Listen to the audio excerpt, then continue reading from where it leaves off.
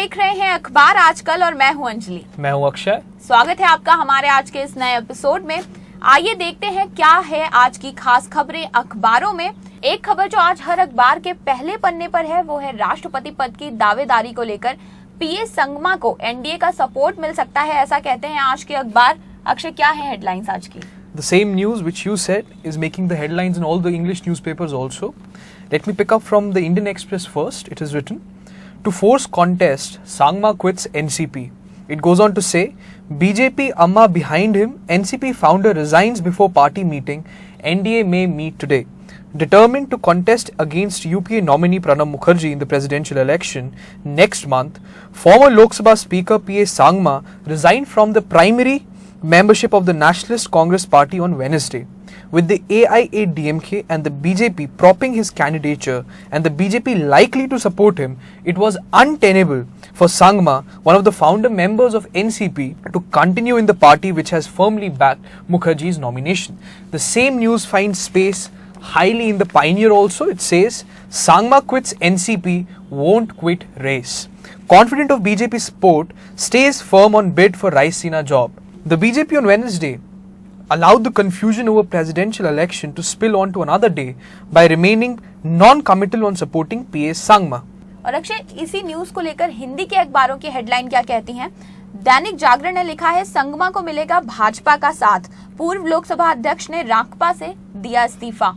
Navbharat times ने लिखा है, बीजेपी से समर्थन की आस पर संगमा ने एनसीपी छोड़ी। और वहीं राष्ट्रीय सहारा कहता है, भाजपा ने लगाया संगमा पर दाव। तो इस न्यूज के मुताबिक भारतीय जनता पार्टी राष्ट्रपति चुनाव में पूर्व लोकसभा अध्यक्ष पीएस संगमा को प्रत्याशी बनाकर उतार सकती है। लेकिन अक्षय, इस न्यूज में जो एक रीसेंट अपडेट है, आज के अखबार जो कहते हैं, जो कयास लगाए जा रहे थे कि एनडीए से समर्थन मिल सकता है पीएस संगमा को, भाजपा ने ये कंफर्म कर दिया है कि एनडीए पीएस संगमा को ही अपना दावेदार बनाएगी और उनको ही राष्ट्रपति पद का प्रत्याशी बनाकर उतारेगी। जी Anjali, today at 12 p.m. a joint press conference was held, which was presided over by Srimati Sushma Swaraj and Arun Jaitley, where they officially announced the support for the candidature of Mr. P.S. Sangma for the post of president of 2012. जी. In fact, there were some questions in the media जी. to which very direct answers came from Sushma Swaraj and Arun Jaitley today. First of all, the question that was asked to the joint duo of Swaraj and Jaitley was that, is this an indication towards some kind of rift in the NDA itself? Because two partners, Shiv Sena and JDU, won't be supporting the candidature of P.S. Sangma. To which Swaraj very directly said that this kind of a question of being an indifference within the party, within the alliance, does not arise because last time also Shiv Sena had not supported NDA's decision to vote against Pratibha Devi Singh Patil.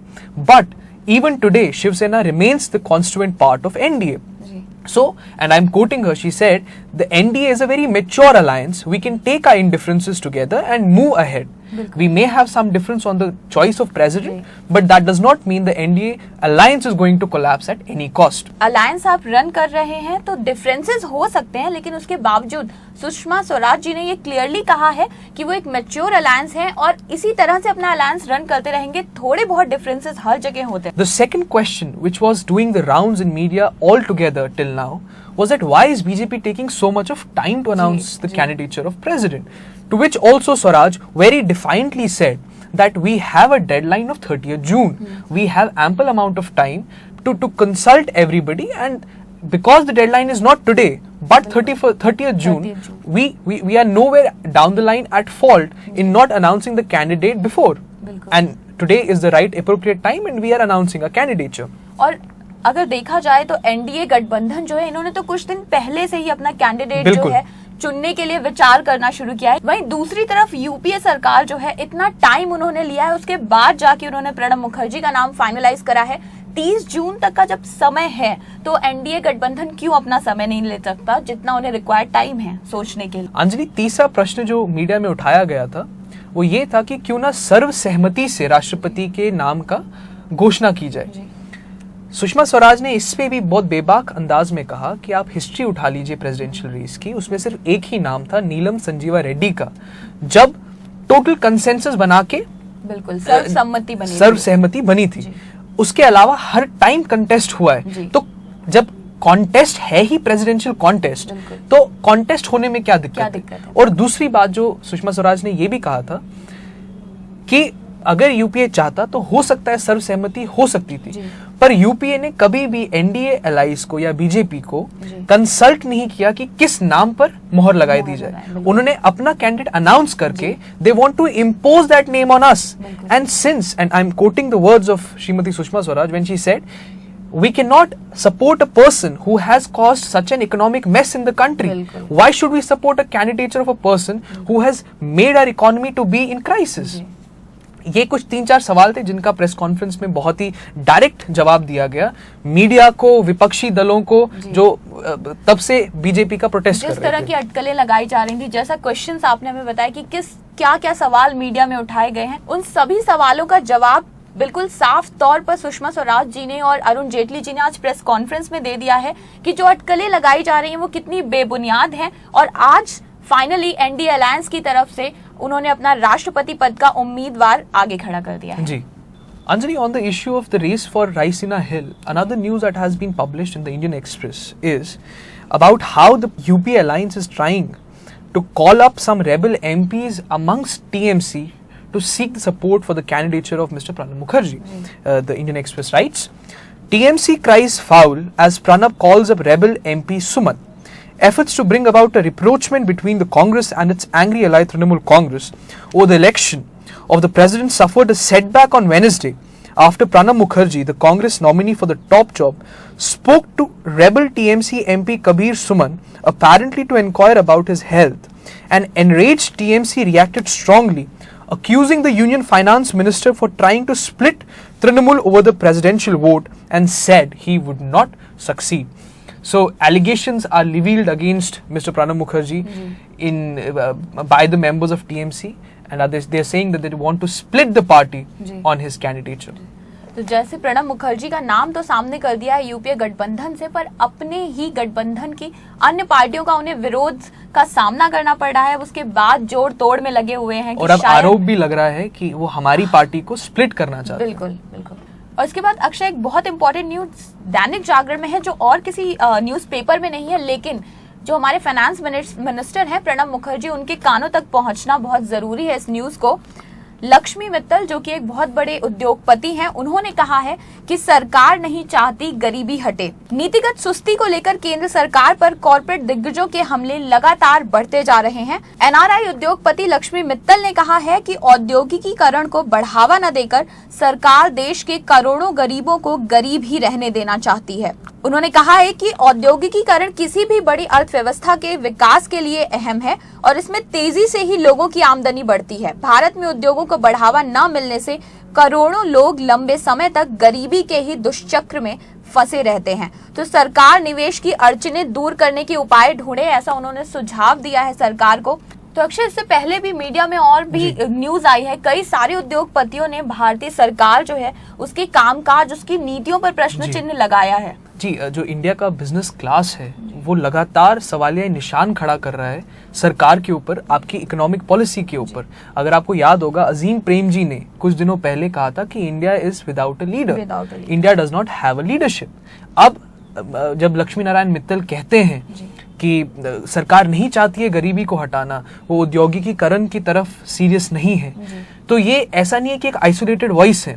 ये continuously जो business class है वो एक need feel कर रहा है, जहां पे उनको लग रहा है कि ये नेसेसरी है अपनी ओपिनियन को वॉइस करना और सरकार को बताना कि आपके जो कदम है वो सही नहीं है इकोनॉमी को लेके। आप इंडस्ट्रियलाइजेशन पे काम नहीं कर रहे, उसी का फल ये है कि 0.1% आपकी ग्रोथ रह गई है इंडस्ट्रीज की, और सरकार को इसके ऊपर गंभीर रूप से चिंतन और विचार करना चाहिए। जी अक्षय, तो एक बहुत ही चिंता का विषय है जो अर्थव्यवस्था की हालत है इस समय हमारे देश में, उसको देखते हुए एक जाने माने अर्थशास्त्री इस देश के प्रधानमंत्री हैं, उसके बावजूद इस देश की अर्थव्यवस्था की साख दिन ब दिन गिरती जा रही है। यही हमारी इंडियन स्टेट की आयरनी है।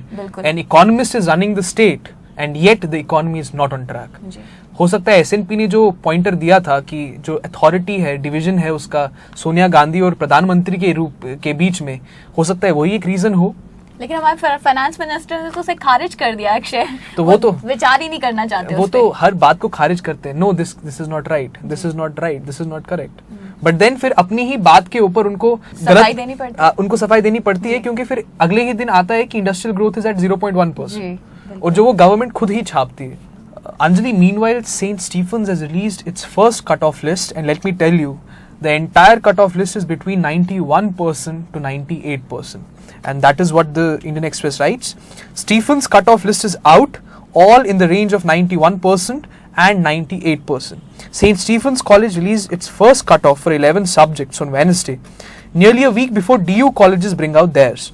The cutoff of most courses in Stephen's have registered an increase between 0.5 to 2%, with philosophy honors for science students climbing a stiff 7 percentage points. And if I was just to tell you the cutoff in different courses, the economic honors cutoff for science students is 96.75%, for commerce students it's 97.75%, and for humanities it's 96.75%. Similarly, for English honors it's 96% for sciences, 98% for commerces, and 95.25% for humanities. In science courses, if I am to quote the cutoff list, for BSc Physics honors, the cutoff is 95.66%, for chemistry honors 95%, and for computer science honors it's 93%. For Sanskrit honors, slightly low, 65% for all the courses, and philosophy honors it's 91% for sciences, 96% for commerce, and 89.5% for humanities. Very high cutoff. Very high cut off list. ये सिर्फ Saint Stephen's की cut off list जी। है, अभी Delhi university की cut off list नहीं आई 26 है। जून को पहली कट ऑफ लिस्ट जारी होगी दिल्ली यूनिवर्सिटी के द्वारा। लेकिन जिस तरह से ये इतनी हाई कट ऑफ लिस्ट है, कहीं ना कहीं हम कह सकते हैं कि शायद फ्यूचर में जो डीयू की कट ऑफ लिस्ट आने वाली है उसका एक प्रीव्यू देती है, हाँ, या एक उसका प्रिकर्सर है बिल्कुल डीयू की कट ऑफ लिस्ट का, क्योंकि अब देखिए इन्होंने रिपोर्ट किया है 0.5 to 2% इंक्रीज, और पहले ही जो डीयू की कट ऑफ लिस्ट थी पिछली बार वो पहले ही इतनी ज्यादा थी, उसमें अगर आप 0.5 to 2% का इंक्रीज कर लें तो लेवल और भी बहुत ज्यादा बढ़ जाता है। We can only say all the best to all the students, let's hope all the cut offs are balanced and not very high. और इसके बाद अक्षय, जो अगली न्यूज है आज की दैनिक जागरण में पेज नंबर 10 पर ये न्यूज है, देश में अनाज की जो समस्या चल रही है उसको लेकर है। देश में अनाज की समस्या है, लेकिन सरकार जो है वो अनाज को ही कम मूल्य पर निर्यात करने जा रही है। दैनिक जागरण ने लिखा है, समर्थन मूल्य से कम पर गेहूं निर्यात की तैयारी। गेहूं भंडारण में नाकाम रही सरकार अब उसे औने पौने दामों में विदेशों को बेचने की तैयारी में है। निर्यात के लिए वह घाटे का ऐसा सौदा करने पर राजी हो गई है। इससे सरकारी खजाने को 1,500 करोड़ रुपए से अधिक का बोझ सहना पड़ेगा। और आंकड़े क्या कहते हैं? सरकार के लिए लागत मूल्य 1,823 रुपए प्रति क्विंटल है, मगर सरकार निर्यात करेगी 1,023 रुपए प्रति क्विंटल की दर से, और इससे सरकारी खजाने को लगेगा 1,556 करोड़ का चूना। घाटे का सौदा है। देखिए अंजलि, सरकार क्या कर रही है, वो एक गलती को दूसरी गलती से रिप्लेस कर रही जी। है। आप स्टोर नहीं कर पा रहे हैं, जो आपका खाना सड़ रहा है वो स्टोर नहीं हो पा रहा है, इसीलिए क्या कर देते हैं, सस्ते दामों पर निर्यात कर देते हैं। But that's not the right decision, that's not how you emerge out of the crisis. आप एक क्राइसिस को दूसरी क्राइसिस से रिप्लेस कर रहे हैं। अब खाना सड़े और तब वेस्ट हो, या खाने को कम दाम पे बेच के आपकी जो ट्रेजरी है उसका पैसा कम हो, बात तो एक ही है, क्योंकि आ जाके तो आपकी इकोनॉमी पे हिट होगा ना। So I think it's a high time now that the government starts making some planned strategy in terms of how they want to store food grains, how they want to supply food grains, and how they want to have a proper import-export policy on food grains. Strategy तभी plan की जा सकती है अक्षय, जब सरकार के पास दूरदर्शिता हो। दूरदर्शिता की कमी है, पहले अनाज को सड़ने दिया गया, और अब जब सड़ के वो उसका भंडारण नहीं कर पा रहे हैं, उसका स्टोरेज नहीं कर पा रहे हैं, तो अब वो उसे कम मूल्य पर निर्यात कर रहे हैं, घाटे के साथ निर्यात कर रहे हैं। मैं आपकी बात से इत्तेफाक नहीं रखता हूँ जी। आप कह रही हैं विजनरी लीडरशिप नहीं है, मैं तो कहता हूँ लीडरशिप ही नहीं है। बिल्कुल, तो अजीम प्रेम जी भी यही कह रहे हैं कि लीडरशिप नहीं है, अक्षय जी भी यही कह रहे हैं कि लीडरशिप नहीं है, लेकिन लीडरशिप को क्वेश्चन करने के लिए मुद्दे जो हैं वो दिन पर दिन बढ़ते जा रहे हैं। लीडरशिप है या नहीं है इस देश में, और यही जो है सबसे दुखद चीज है कि मुद्दे दिन ब दिन बढ़ते जा रहे हैं और उनके सोल्यूशंस जो है वो निकल नहीं पा रहे हैं। और अक्षय, आज की जो आखिरी एक बहुत अच्छी न्यूज है गोवा से आ रही है। न्यूज़पेपर्स में इसको हालांकि उतनी इंपॉर्टेंस नहीं दी गई है, कहीं हमें ये न्यूज मिली नहीं है, लेकिन गोवा सरकार जो है अनुसूचित जनजाति के लिए आरक्षित जो गवर्नमेंट पोस्ट हैं, वहां पे जो गवर्नमेंट जॉब्स के लिए वैकेंसीज हैं, उनको जल्द से जल्द भरने की अब तैयारी कर ली है गोवा सरकार ने। 3 महीने का टाइम लिमिट गोवा सरकार ने इसके लिए दिया है। गोवा सरकार के जो state tribal welfare minister Ramesh Tawadkar had said there were 1,670 vacancies which had piled up over the last few years. There was a fear that government might de-reserve these vacancies, which would be an injustice to the ST community. तो रमेश तवाटकर जी ने कहा है कि जैसा कि लोगों को भय था कि शायद इतनी सारी सीट्स पाइल अप हो गई हैं तो वो उनको अनारक्षित कर देंगे, लेकिन वो ऐसा नहीं करेंगे, रिजर्व्ड ही रहने देंगे और उसको स्पीड अप करेंगे प्रोसेस को। So good news for all the ST candidates who want to fill up these seats as soon as possible. तो बेसिकली कहा जा सकता है कि जो एफर्मेटिव एक्शन पॉलिसी है रिजर्वेशन, और जो इसके पीछे कॉन्टेक्स्ट है कि जो हिस्टोरिकल डिस्क्रिमिनेशन हुई है एक जाति के अगेंस्ट, उसको हम कहीं ना कहीं पे अपनी एफर्मेटिव एक्शन पॉलिसी के साथ उसको खत्म करने की कोशिश करें, ताकि इक्वालिटी का जो कॉन्सेप्ट है वो सब्सटैंशियली इंप्लीमेंट किया जा सके। तो कहा जा सकता है जो गोवा सरकार है वो एफर्मेटिव एक्शन पॉलिसी को उसको स्ट्रांगली इंप्लीमेंट करना चाहती है। तो इसी न्यूज के साथ हम समाप्ति करते हैं हमारे आज के इस अंक की। आपसे मुलाकात होगी हमारे एक नए अंक के साथ अखबार आजकल में। तब तक के लिए हमें आज्ञा दीजिए। नमस्कार। नमस्कार।